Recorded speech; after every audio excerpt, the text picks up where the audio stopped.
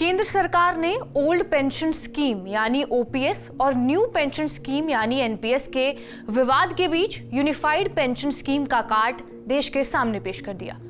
माना जा रहा है कि स्कीम के बाद पुराना विवाद खत्म हो जाएगा, लेकिन देश के कई कर्मचारी यूनियंस सरकार के नए यूपीएस सिस्टम का विरोध कर रहे हैं। इनके मुताबिक इस सिस्टम में कई लूप होल्स हैं। ऐसे में ये लोग ओपीएस को ही सही ठहरा रहे हैं। आइए जानते हैं आखिर इसका विरोध क्यों हो रहा है, इसकी जड़ क्या है और कैसे इसका समाधान किया जा सकता है।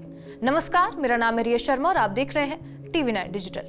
देश के दिग्गज अर्थशास्त्रियों में शुमार अरुण कुमार ने टीवी9 हिंदी से बातचीत में ये कहा कि पेंशन सोशल सिक्योरिटी का मुद्दा है। न्यू पेंशन स्कीम में लोगों का पैसा सिक्योर नहीं है। लोगों का पैसा मार्केट और दूसरी जगह निवेश किया जाता है। इसलिए तमाम तरह के विरोध को खत्म करने के लिए सरकार अब नया सिस्टम लेकर आई है, लेकिन अब इसका भी विरोध होना शुरू हो गया है। एक्सपर्ट के मुताबिक देश में 60 करोड़ की लेबर फोर्स है, जिनमें से 1.8 करोड़ लोग ही सरकारी सेवाओं में हैं, जबकि दूसरे देशों में इसकी संख्या काफी ज्यादा है।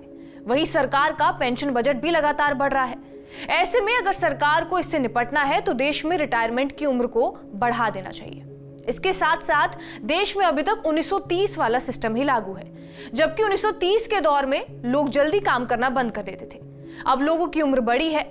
माहौल बदलने के साथ साथ अब लोग 60 से 70 साल तक काम करते हैं, जबकि रिटायरमेंट की उम्र अभी भी 58 साल ही है। ऐसे में अगर सरकार इस एज को बढ़ाती है तो सरकार का पेंशन पर बजट भी कम हो जाएगा। वहीं पेंशन अभी सिर्फ और सिर्फ संगठित क्षेत्र है, इसे असंगठित क्षेत्र के लिए भी लागू करना चाहिए। अब ये भी जानते हैं कि नए सिस्टम में क्या लूप होल है जिसकी वजह से इसका विरोध हो रहा है। सबसे पहला लूप होल है न्यूनतम 25 साल की सर्विस। सरकार की इस नई स्कीम का लाभ लेने के लिए यूपीएस में आपको एश्योर्ड पेंशन के लिए कम से कम 25 साल की सर्विस पूरी करनी होगी। ऐसे में अगर रिटायरमेंट की उम्र अगर 60 साल है तो आपको सरकारी नौकरी में 35 साल की उम्र तक शामिल होना ही होगा, नहीं तो आपकी पेंशन मिनिमम पेंशन के हिसाब से एडजस्ट की जाएगी। इसके अलावा जाति का फैक्टर भी है।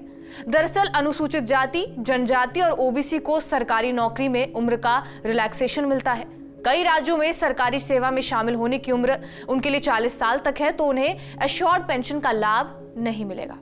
दूसरा लूप होल है पेंशन कैलकुलेशन का गणित। यूपीएस में कर्मचारी को उसकी आखिरी सैलरी के 12 महीनों के एवरेज बेसिक पे 50% के बराबर ही एश्योर्ड पेंशन के तौर पर मिलता है, जबकि ओल्ड पेंशन स्कीम में कर्मचारी को उसकी आखिरी सैलरी का 50% पेंशन के तौर पर मिलता था। ये उसकी बेसिक सैलरी और महंगाई भत्ते का 50% होता था। यूपीएस में सरकार ने इसी प्रावधान को थोड़ा बदला है। अब कर्मचारी को एश्योर्ड पेंशन 50% ही मिलेगी, लेकिन ये उसकी आखिरी सैलरी के 50% के बराबर नहीं, बल्कि आखिरी 12 महीनों की बेसिक सैलरी के औसत के 50% के बराबर होगा। सरकारी नौकरी में कई बार कर्मचारियों को आखिरी वक्त तक प्रमोशन मिलता है, जिससे उसकी आखिरी सैलरी ऊंची होती है और फिर उस हिसाब से ही पेंशन की कैलकुलेशन की जाती है, लेकिन यूपीएस में यह फायदा नहीं मिल पाएगा। तीसरा कारण है जीपीएफ का जोड़।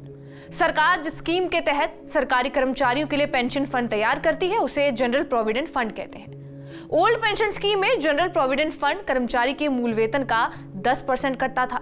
इस पर 8% से ज्यादा ब्याज मिलता था और सरकार रिटायरमेंट पर पूरा पैसा बिना टैक्स काटे वापस कर देती थी।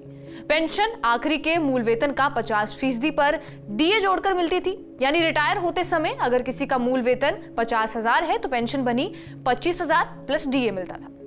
अगला कारण है कि स्कीम से टैक्स का फायदा नहीं होगा। सरकार ने यूनिफाइड पेंशन स्कीम की घोषणा तो कर दी, लेकिन इसमें टैक्स बेनिफिट मिलेगा या नहीं इसको लेकर कोई बात नहीं की गई है, जबकि न्यू पेंशन स्कीम में टैक्स छूट का लाभ मिलता था। न्यू पेंशन स्कीम के तहत रिटायरमेंट के बाद जब कोई कर्मचारी पैसे निकालता है तो उसकी 60% की रकम टैक्स फ्री हुआ करती थी। बची हुई 40% की रकम पर सैलरी के हिसाब से उसे टैक्स देना पड़ता था। यूपीएस में इसको लेकर कोई भी जिक्र अभी तक नहीं किया गया है। इसी के चलते देश के अलग अलग कर्मचारी यूनियन इसका विरोध कर रहे हैं। भारतीय मजदूर संघ ने सरकार के स्कीम का स्वागत तो किया, लेकिन इसकी कुछ कमियां भी बताई हैं। भारतीय मजदूर संघ के मुताबिक पुरानी पेंशन योजना की जो विशेषताएं रही हैं वो एनपीएस में नहीं है। उनमें से ज्यादातर को नए यूपीएस में शामिल तो किया गया है, लेकिन ओल्ड पेंशन स्कीम की तुलना में इसमें अभी भी बहुत सारी खामियां हैं। यूपीएस एक अंशदायी पेंशन योजना है, जहां ओपीएस में कर्मचारी को कुछ भी योगदान नहीं करना होता है। ओपीएस में पेंशन के कम्यूटेशन की सुविधा उपलब्ध है, जो एनपीएस या फिर यूपीएस में नहीं है। इसके अलावा कर्मचारी यूनियंस का यह भी कहना है कि जब न्यू पेंशन स्कीम को लाया गया था तब इसे ओल्ड पेंशन स्कीम से ज्यादा अच्छा बताया गया था। कर्मचारी यूनियनों के मुताबिक साल 2004 में जब एनपीएस लाया गया था तब के समय में भर्ती हुए लोगों को काफी कम पेंशन मिल रही थी। वही कर्मचारियों को अपना हिस्सा भी देना पड़ रहा है जो ओल्ड पेंशन में नहीं देना पड़ता था। इसके अलावा जो सबसे बड़ी दिक्कत बताई जा रही है वो ये है कि अपना पैसा निकालने को लेकर इस पर कोई भी स्पष्ट जानकारी नहीं दी गई है। कुल मिलाकर देखा जाए तो मोदी सरकार ने यूनिफाइड पेंशन स्कीम यानी यूपीएस का ऐलान करके कर्मचारियों की नाराजगी दूर करने का बड़ा दांव खेला है। इसके जरिए सरकार ने 4 राज्यों के आगामी विधानसभा चुनावों से पहले विपक्ष से भी एक बड़ा मुद्दा छीन लिया है, लेकिन अब कर्मचारी यूनियन इसका विरोध कर रहे हैं। मोटे तौर पर देखा जाए तो यूपीएस काफी हद तक पुरानी पेंशन स्कीम ओपीएस जैसी है और ये 1 अप्रैल 2025 से लागू होगी। राज्य सरकारें भी चाहे तो इस योजना को लागू कर सकती हैं। बहरहाल आपका इस खबर पर क्या कुछ कहना है हमें कमेंट बॉक्स में जरूर बताएं। बाकी देश और दुनिया की तमाम बड़ी खबरों के लिए बने रहे हमारे साथ TV9 डिजिटल पर।